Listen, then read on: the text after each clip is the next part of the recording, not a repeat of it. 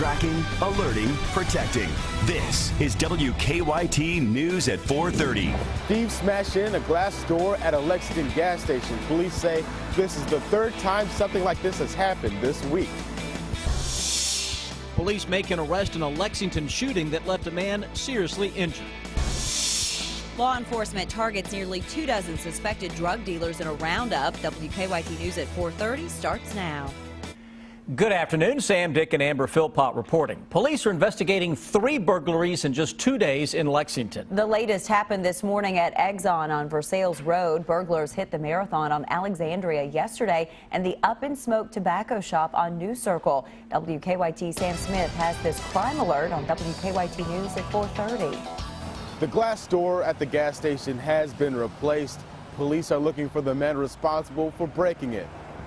Here's video of this morning's break-in. Around 3 o'clock, a truck pulled up to the Exxon station off Versailles Road. One man gets out and breaks the glass with a brick or a rock.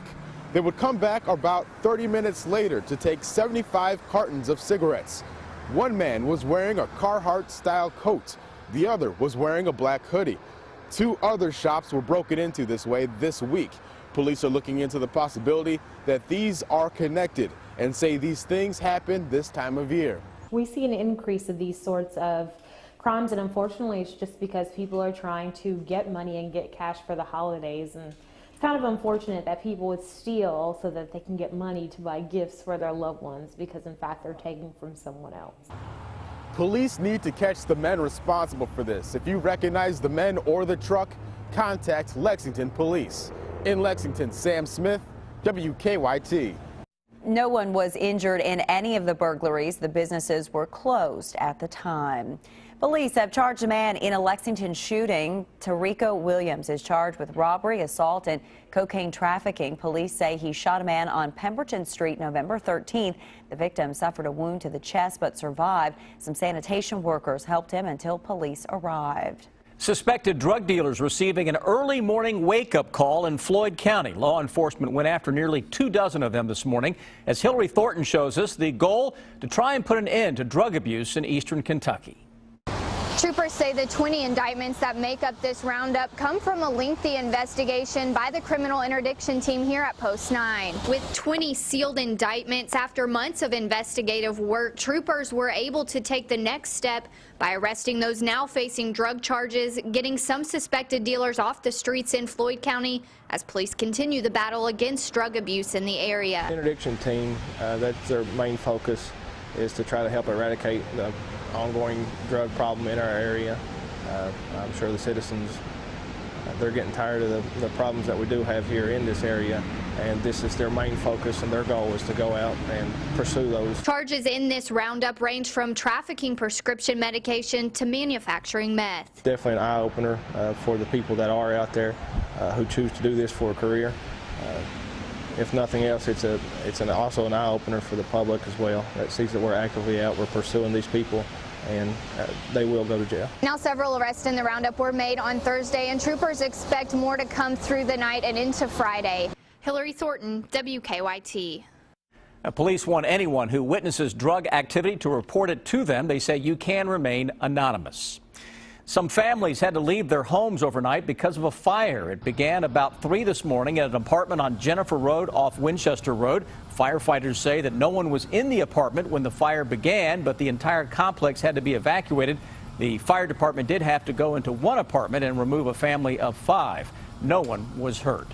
A bizarre crash closed a Lexington road overnight. Police say a woman flipped her SUV on Jesselyn Drive off Nicholasville Road. Her car then crashed into a truck, which took out a fire hydrant. Thousands of gallons of water flooded the street. The driver wasn't seriously injured.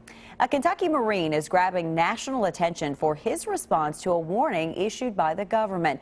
A few days ago, the FBI warned military members that ISIS may target them via social media. Medal of Honor recipient Dakota Meyer responded to the warning by posting a picture on Twitter inviting ISIS to join his book club. He says it would be a dream come true if ISIS paid him a visit. I'm not going to change what I'm proud of. I'm proud to be an American. I'm proud to be a United States Marine. I'm proud to have served in the U.S. Armed Forces. I'm proud of that, and I'm not going to change that because someone might not like it or someone might hurt me because of it. And I think we all as Americans need to feel the same way. We are who we are. We're not changing our way of life because of these idealistic, radical bullies want to prey on the weak. Myers says he does take the threat to service members seriously and does not want to see terrorists show up at any other service members' homes. A Casey County woman is still searching for answers following the death of her mother. Leah Skipper was found dead with a gunshot wound to the head back in March. The Casey County coroner and sheriff's department quickly ruled the death a suicide, but Skipper's daughter, Sierra, thinks there is more to the story and says the sheriff's department did not do a complete investigation into her mother's death. They denied us of the opportunity to know what happened to our mother. And honestly, at this point, we probably will never know. And let me tell you, we think about it every day, all day. Sam is at the live desk now with WKYT's Miranda Combs for more on her investigation airing tonight at 6. Sam? Thank you, Amber. So this was an unusual case right from the start, right? Right, Sam. I immediately called the sheriff's department when I heard about this story, and the sheriff told me without missing a beat, oh, this is being handled by the state police now. So I called state police. They said, no, we never take over an investigation after it's already started. We'll assist if we need to and help them, but no, it's still in the hands of the sheriff's department. So from the beginning, it's been a bit unusual. Would you call this an open investigation? Is that what they would call it? This is an open investigation according to them, but the strange part is the coroner has already ruled this a suicide, and the sheriff agrees with that finding. So the sheriff says this has never happened to him in the past where it will go on as an open investigation this long just by the urging of her daughter. And the daughter, I take it, does not think that her mother's case got a, what I guess you'd call a fair investigation. Right, here. Sam. She obviously thinks there's a lot more to the story. We'll talk more about that at 6. But she's pushed enough to cause this to go to the grand jury. It was supposed to be tomorrow, actually, to go to the grand jury. It's been delayed now, I hear, till next month. That's just late breaking news that I've gotten this evening. So interesting, still developing story, and we'll break it down tonight at 6. All right, I'll be there to watch it, and so will you. Amber? Sam, thank you. Kentucky will be one of 44 states receiving money as part of a settlement with SiriusXM Radio. The company will have to pay nearly $4 million to each state for misleading, unfair, and deceptive services. Kentucky will receive about $65,000. If you think you are owed money, you must file a complaint by May 1st. The payouts will be for problems happening between July 28th of 2008 until today.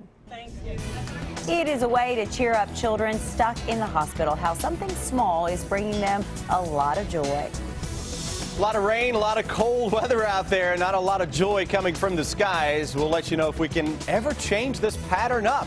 7-day forecast on the other side of the break.